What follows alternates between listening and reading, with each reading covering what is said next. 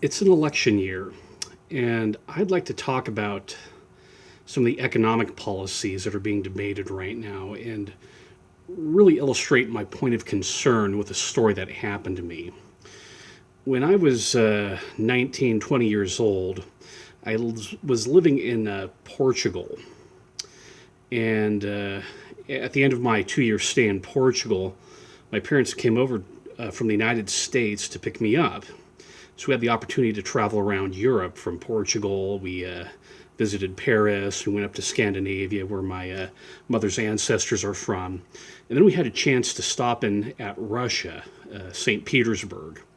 This was in 1992, so about 9 months after the Soviet Union broke up. And I want to talk about that.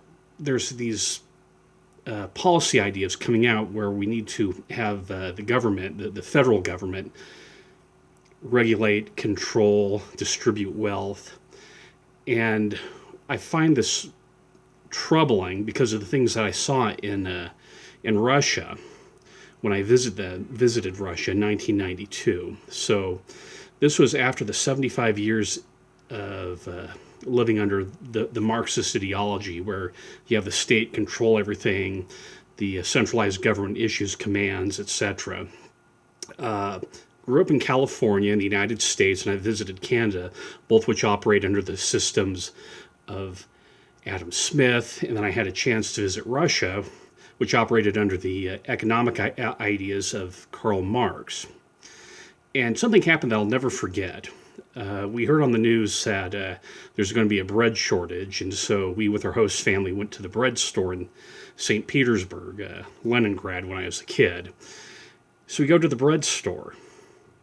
The bread store was completely empty. The two young boys who were taking care of the store were just standing by their desks, sitting down. And it just really struck me of two things. One, that you'd have a store just completely out of food.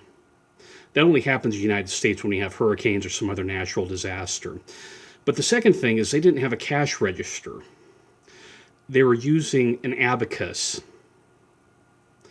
Now compare that to what we get here in a country that operates under the principles of Adam Smith, the free market, laissez-faire economics.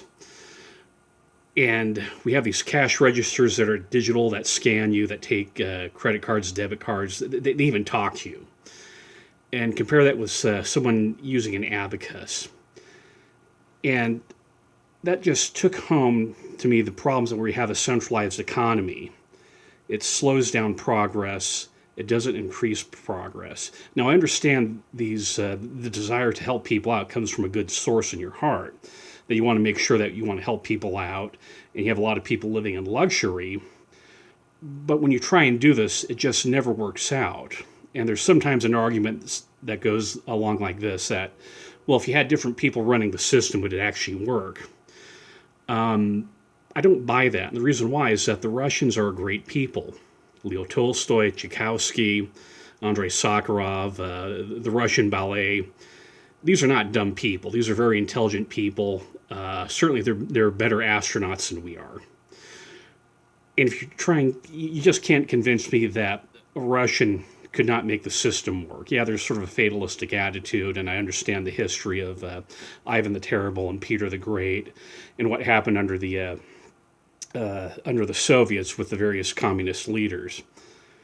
But think about this, especially if you're someone who has lost your health care due to the Affordable Care Act, that these centralized policies don't work. When you decentralize things and unleash the genius of an individual person, get out of the way and let them dream their dreams, as with Bill Gates or Steve Jobs, or the start of gourmet bakery around the corner. This is where prosperity comes from, not from someone managing stuff in a faraway government bureaucracy in a basement somewhere, but when you are given the opportunity to live your dreams. Because I saw it happen after 75 years of living by Marxist principles, and it just doesn't work. So whatever you choose for the in this upcoming election, just keep that in mind. My experience of visiting Russia 75 years after the Marxist experiment failed.